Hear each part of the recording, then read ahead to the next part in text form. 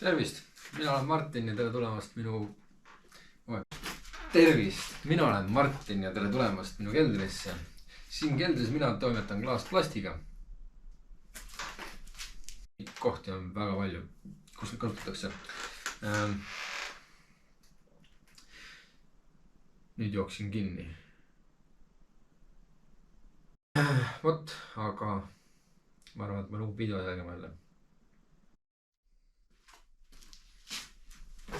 Tervist, mina olen Martin ja tere tulemast minu keldrisse. Siin keldris mina toimetan komposiitmaterjalidega. Juhul kui sa ei tea, mis asi on komposiitmaterjal, siis komposiitmaterjal on üldjuhul kahest või enamast ainest koosnev materjal. Komposiite me kohtame kõige tõenäolisemalt enamus inimestel on kodus kas vann või dušinurk, mis on plastmassist põhjaga.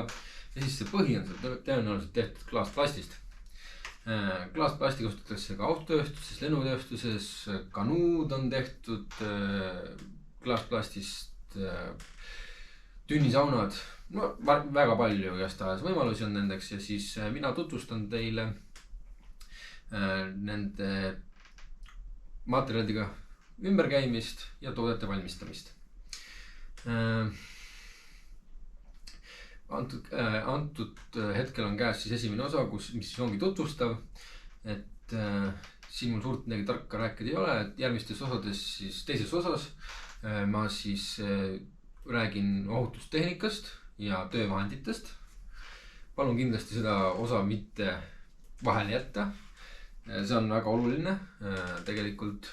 Siis kolmandas osas ma räägin keemiast põhimõtteliselt, et erinevatest ainetest, mida siis kasutatakse komposiite valmistamisel.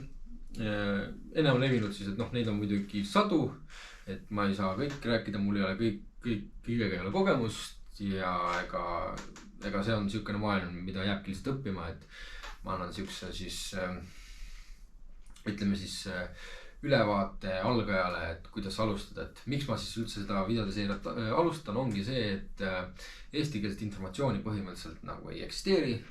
Seda on ülimalt keeruline leida, ta ei ole väga põhjalik ja kui sa võtad ingliskeelseid videosid, siis terminid on kahjuks ka inglise keeles, eks ole, nendest on keeruline aru saada ja tihtilugu ka ingliskeelsed videod on tehtud ka välismaal ja nad kasutavad võib-olla teisi tootjaid, teiste nimetusega aineid üldse. Ehk siis oleks päris keeruline algajal on päris keeruline see maailm. Et siis mina siis teen niisuguse sissejuhatuse ja siis teeme ka ühe detaili, alustame siis muidugi detaili ettevalmistusest, nagu siis selleks, et temast üleüldse võtta vorm, siis teeme vormi ja siis vormi sisse teeme ka uue detaili. Et siin on selline see plaan on. Ma loodan, et see kukub hästi välja, ma loodan, et teile meeldib, ma loodan, et pakub huvi ja kui meeldib, siis palun vaadake järgmiseid videosid. Et järgmises osas näeme.